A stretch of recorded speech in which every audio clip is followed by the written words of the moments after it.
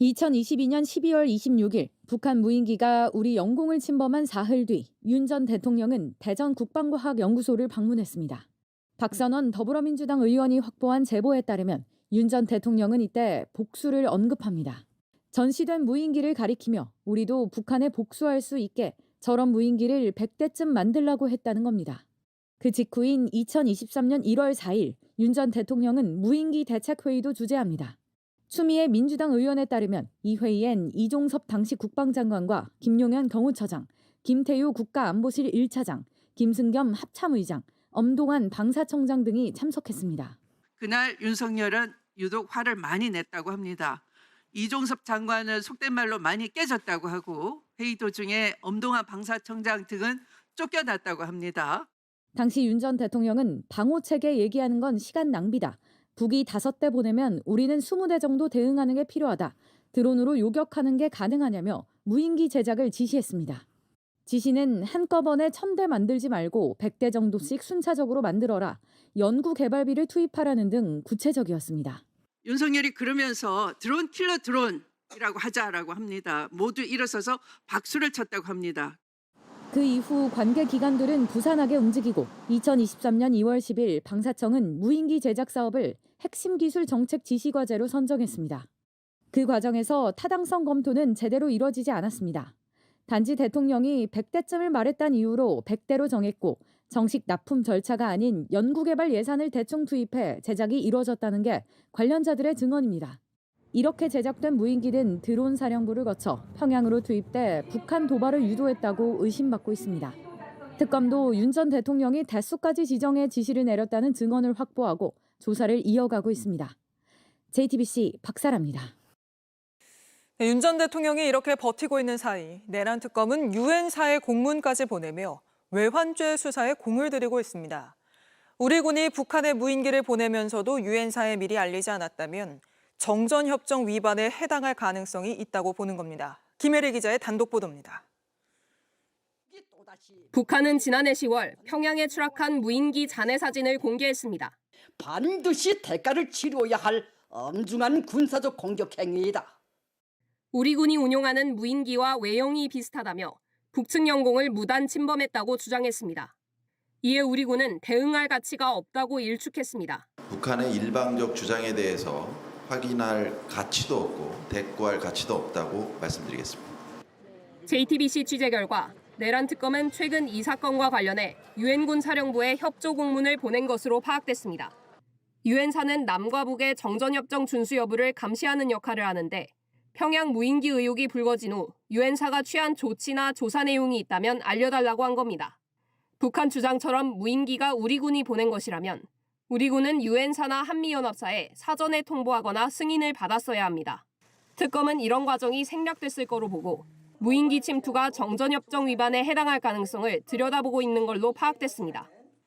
나아가 북한의 도발을 유도할 수 있는 행위라 보고 일반 이적죄도 적용할 수 있는지 살피고 있는 거로 알려졌습니다.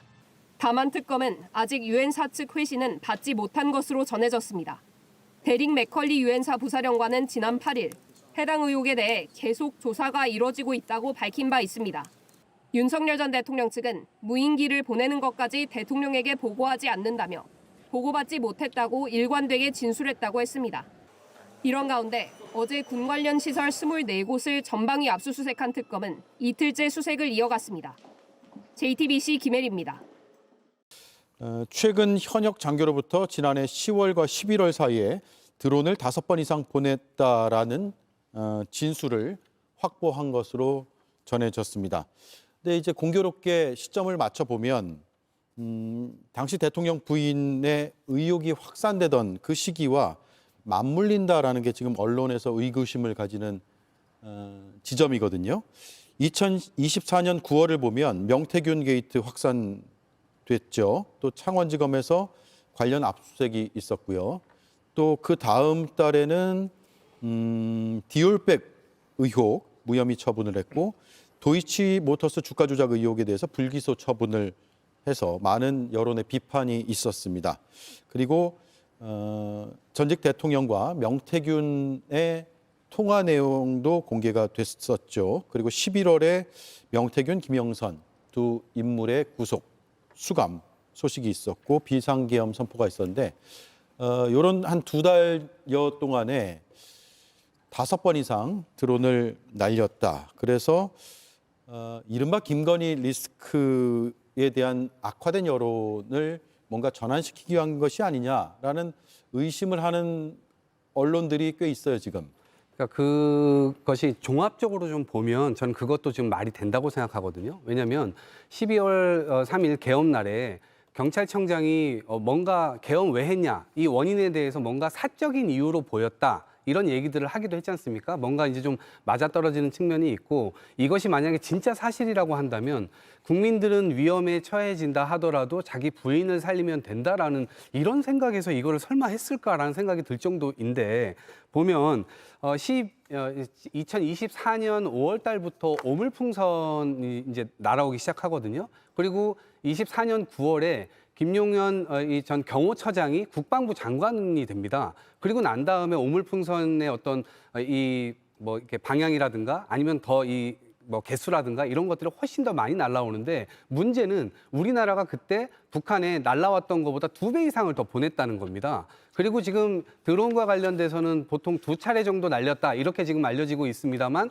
지금 새롭게 나오는 것은 5차례 이상 날렸다. 이것까지 지금 나오고 있는 거 아니겠습니까? 예. 그런데 그 시기들을 좀 맞춰보니까 전반적으로 창원지검에서 수사했었던 것 쭉 올라오는 상태고 김건희 여사 건과 관련돼서 여러 건들이 지금 계속해서 다 부각이 됐었고 실제로는 11월이 되면 검찰의 조사가 이 대검에 보고까지 됩니다. 대검에 보고됐다라고 하는 것은 이 BH에서 대통령실에서도 당연히 이 부분을 다 보고를 받았다라고 하는 것을 의미하기 때문에 이 부분에 대한 부분은 훨씬 더 격화됐다라고밖에 판단할 수밖에 없는 상황인 것이고요. 당시 김용현 이 국방부 장관이라든가 이런 분들 역시도 이런 것에 대한 심각성이 계속해서 커진다면 결국 정권이 굉장히 어려워지는 거 아니냐. 그러니까 그렇기 때문에 자기 부인 하나 살리려고만 한 것은 아니겠습니다만 결국 그것에 대한 연루 가능성 이것도 보고 종합적으로 이 수사를 좀 해야 되는 것이 아닌가 싶습니다. 예.